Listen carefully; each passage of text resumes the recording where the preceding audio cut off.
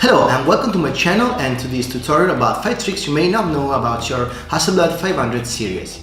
Just a quick note before we start is that I'm not an English native speaker, so maybe I can make errors about grammars or pronunciation, just forgive me. I just want the most people to be able to understand what I'm saying, so I'm talking in English. So this tutorial is about the Hasselblad 500 series, and here are two cameras of this series. This is the Hasselblad 500 CM, and this is the Hasselblad 500 ELX. The main difference you may see is about the size, and the obvious difference is that this one is totally manual and this one has a motor which is triggered when you press the shutter button. It will advance the film for you.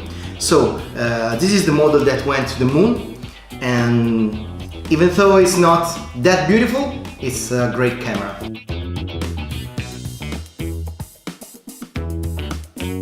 I'm a huge fan of the controlled double exposures, but with this camera you natively can't do double exposures, because every time you crank the knob, the film is advanced and the next frame is ready to be exposed. So there is a trick that you can do to achieve the effect of a double exposure. And first of all, you always have to remove the dark slide before you take the shot, and you take the first picture. Now, before you advance the crank, you have to put the dark slide back again, remove your back, now crank and wind up and cock the shutter, put again back on the camera, remove the dark slide and take the second picture. At this point you can advance the film for the next frame.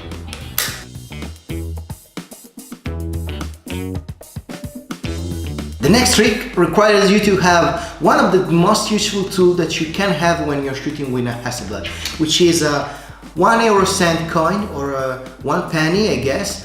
And if you are from the UK, I don't know if you have a coin like that. You could have stayed in the EU, but well, Brexit. This happens, and this happened to me quite a lot. And as you can see, if you take out your lens from your camera, the Hasselblad has a built-in shutter in every lens. You can accidentally click here and make the shutter release, and at this point this little knob is not aligned anymore with this other little knob. I guess I'm gonna show you. Okay, so this is not aligned with this. So if you try to put the lens back on, you can't, okay? But there is a trick. In this case, you have to be sure that the shutter crank and the shutter knob here is horizontal, and you take your penny and you manually cock the shutter on the lens. At this point, it's back on again, and you can take your picture.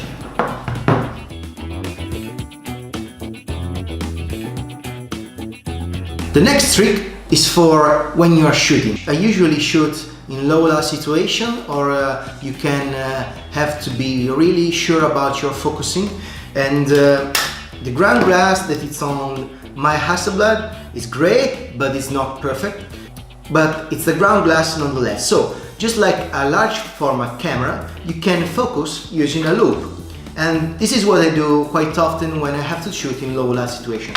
I take coffin back and take it to the Hasselblad system, which is very useful. You can remove the top of your ground glass and then put your back again on, and then with a loupe you can check your focusing very close, and you can be very precise with this trick.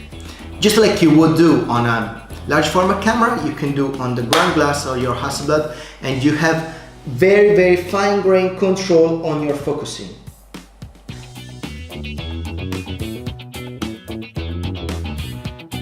For this trick I have to have a larger field of view, so let's go outside. So this is my garden, and this trick applies when you have something taller than you, like a crowd or a wall, and you have to take a picture of what's on the other side or what's happening behind the crowd. And this happened to me quite a lot because I'm short, and we can take advantage of the fact that this camera has a square format and it has a ground glass, so it doesn't mind which way it's oriented. Okay, it's always a square picture. So what I do is flip the camera, okay, look from above and take the picture.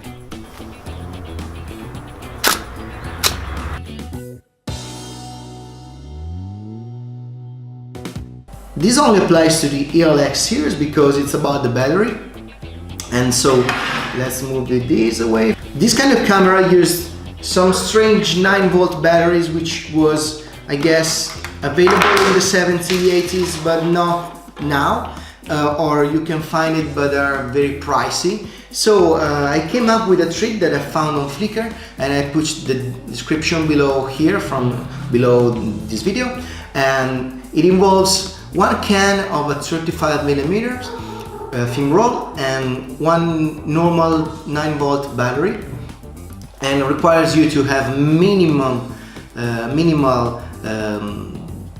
ability with electronics. Basically, I got 2 pins, the 2 cables are soldered here inside, and then I can use it like this way. I put the batteries inside one van, the can on the other, and then I close. You will have to make some pressure on it or it will not close. Okay, here it is. And here it is. I tested, and it can last about for 50 rolls, which is quite a lot, and it works like a charm because 9 volts was the original battery and 9 volts is this one.